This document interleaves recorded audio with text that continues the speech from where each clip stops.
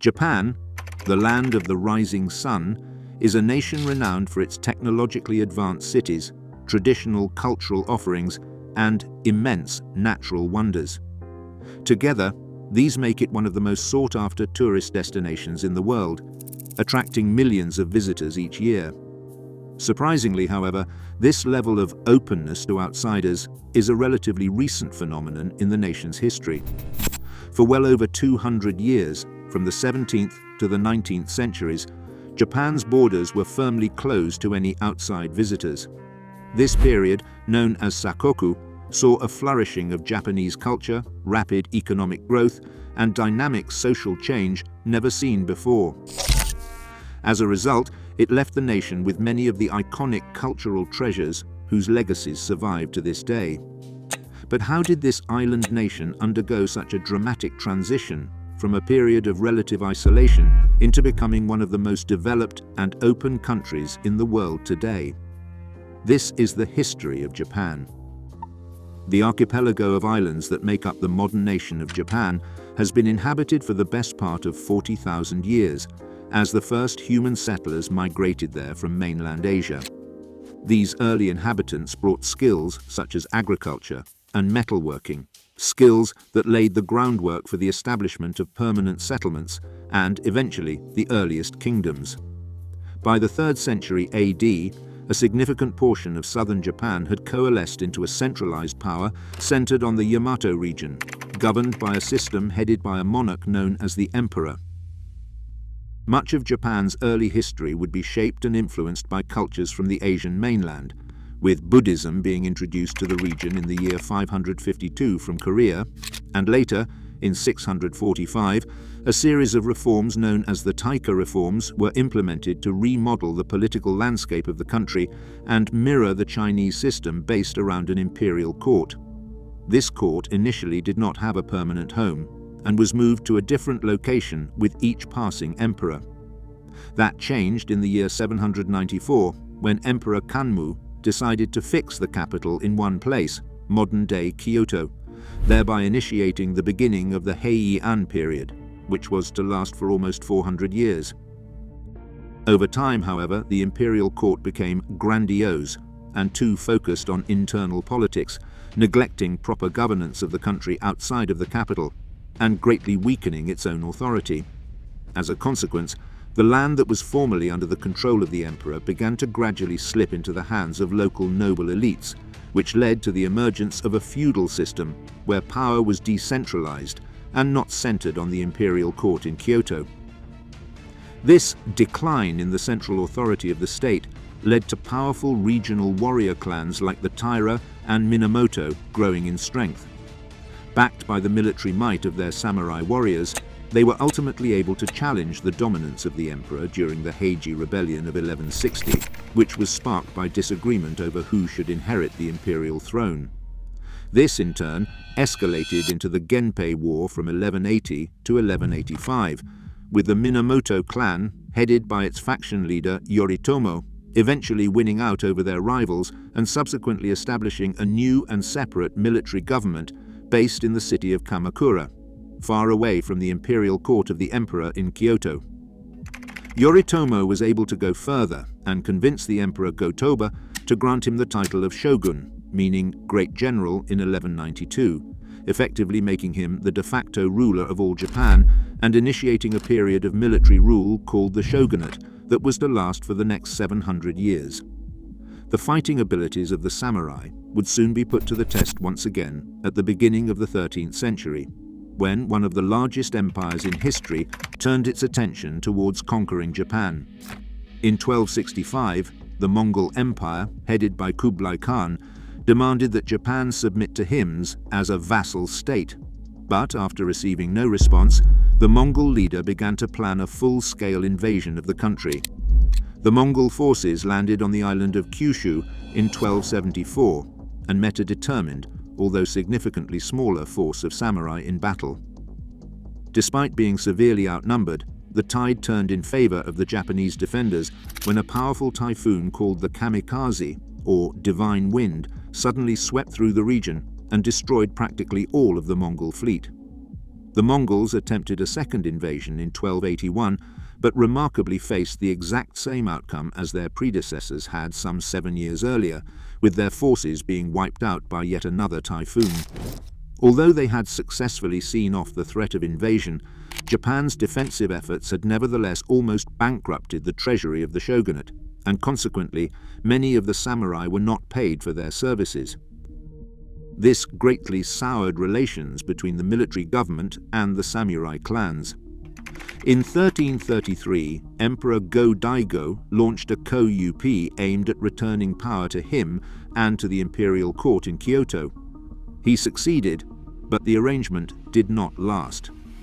5 years later, in 1338, Go-Daigo was overthrown in another coup that restored the shogun's power under the new leader Ashikaga Takauji. Even though the shogun's authority was restored, real power remained with regional samurai clans, whose feudal lords, the daimyo, directly controlled the land.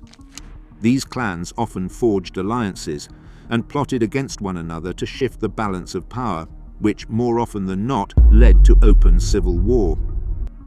The most violent of these conflicts began in 1467 with the Onin War, a struggle over who would succeed the ruling shogun Ashikaga Yoshimasa. The daimyo took sides and effectively caused the feudal system to collapse, carving the country into a patchwork of smaller independent states. This chaotic era, known as the Warring States or Sengoku period, continued well into the 16th century. A turning point came in 1543 when a Portuguese trading ship was blown off course to the island of Tanegashima. The 3 Portuguese on board were the first Europeans to set foot in Japan. Afterward, the Japanese called the Portuguese vessel the Black Ship.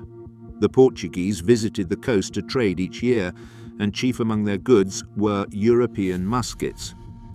These weapons were previously unknown in Japan and quickly proved popular with feuding daimyo. The Portuguese also introduced Christianity to Japan, which aided their trading operations. One of the most prominent daimyo to cooperate with the Portuguese was Oda Nobunaga, who harnessed the technological superiority of European gunpowder weapons to great effect and began to unite Japan under his rule.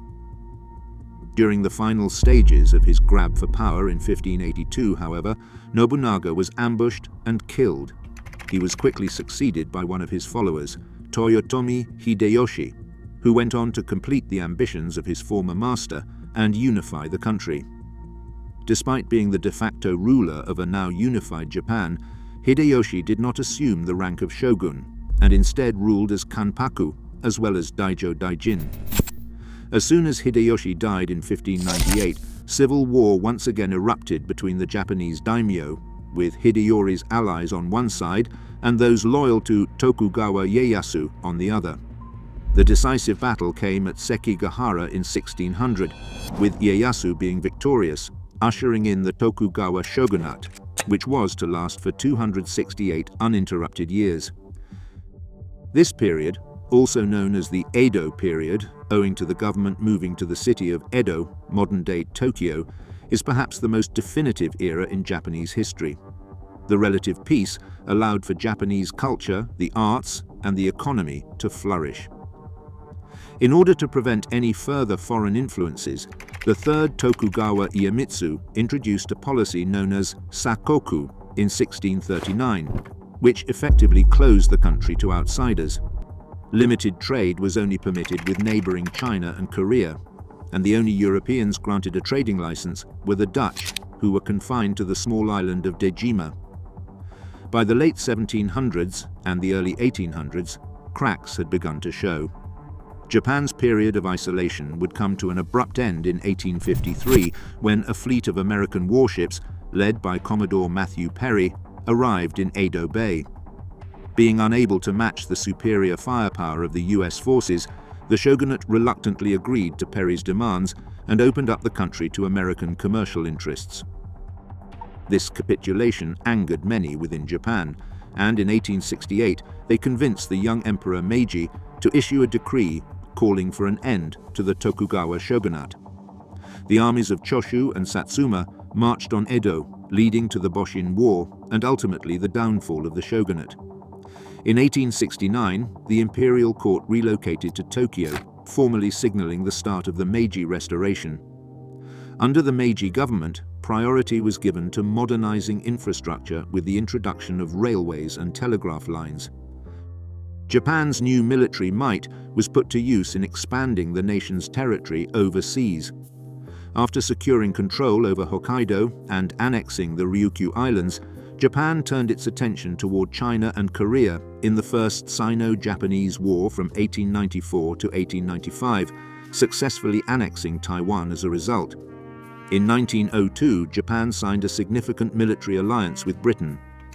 The Russo-Japanese War from 1904 to 1905 culminated in the dramatic Battle of Tsushima, in which Japan's newly built navy virtually annihilated their Russian opponents. Following the conclusion of the First World War, a growth in nationalist and fascist-inspired sentiment began to take hold within Japanese society. These aspirations triggered the outbreak of the Second Sino-Japanese War in 1937. Realizing it needed to realign geopolitically, Japan forged an alliance with Germany and Italy in 1940. On the 7th of December 1941, the Imperial Japanese Navy launched a surprise attack on the American fleet stationed at Pearl Harbor, Hawaii. That assault prompted the United States to enter World War II against the Empire of Japan. On the 6th and 9th of August 1945, the United States dropped 2 atomic bombs on the cities of Hiroshima and Nagasaki.